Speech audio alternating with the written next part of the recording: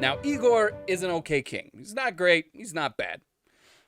He goes and tries to conquer Zargrad again, and they just kind of say, well, what if we just give you the same deal that we gave Oleg? And he says, fine.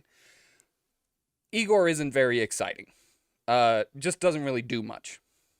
Fair enough. He just kind of collects tribute and lives off of what his dad did. And you get the impression that he had kind of a complex about it. Because there was this tribe called the Drevlians that had been a little bit rebellious about the tribute that they paid. They paid their tribute in furs. Okay. And they had been getting kind of rebellious about paying the tribute. So he takes an army and goes to the Drevlians and says, you pay up right now. And they say, okay, fine. Here's your furs. He says, oh, fine, great. Takes the furs, goes home, gets halfway and says, you know what? No. I want extra furs because they didn't give it the first time that I asked. And how am I ever supposed to be a conqueror if people keep surrendering? Oh my, yeah, exactly. I'm going to go back and I'm going to show them, and I'm only going to take a handful of guys, and we're going to go back to the city and we're going to show them what's what. The Drevlians see him coming, and they send out a messenger, and the messenger asks, what are you doing coming back here? We gave you what you wanted. And he says, I'm not going to talk to you. I'm only going to talk to the elders. And so the messenger goes back and says, he's coming here. He seems really belligerent and angry. I think we should kill him. Does everyone agree? And everyone, yes, actually, he seems like a crazy person. We should murder him. All in favor of murder, say aye. All in favor. He shows up, demanding more furs. They say, right this way. They have... We keep them in the Stark Alley. Gruesome content warning. The Drevlians were called the people of the trees. Oh. Because they lived in the forest and lived mostly off of trapping and stuff. They take him to a grove of beech trees, where they have taken 2 beech trees and bent them all the way to the ground so their tops are almost touching. I see this one coming. See this one coming? Oh, yeah. He gets tied to both trees, and they let the trees go, and Igor is no longer a problem. Neither half. Neither half of Igor is going to threaten the Drevlians anymore. Okay, good. Well...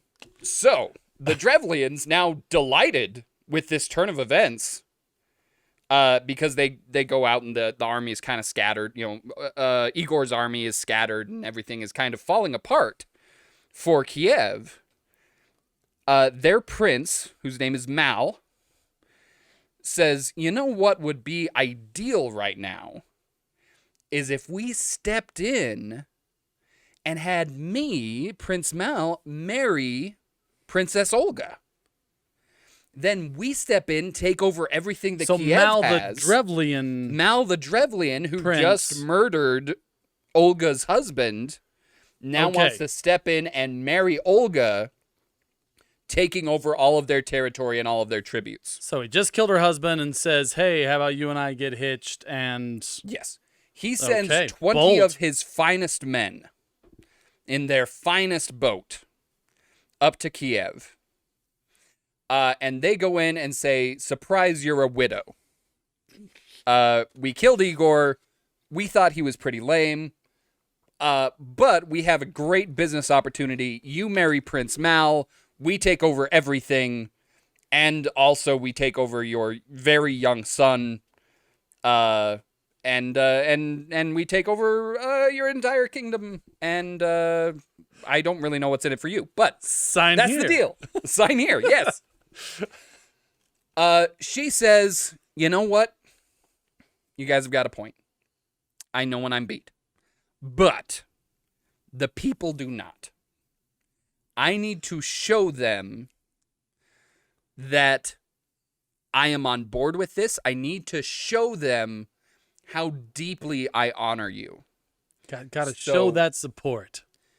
So you get back on your boat, and in the morning, we'll come down to the riverside and invite you back to the palace.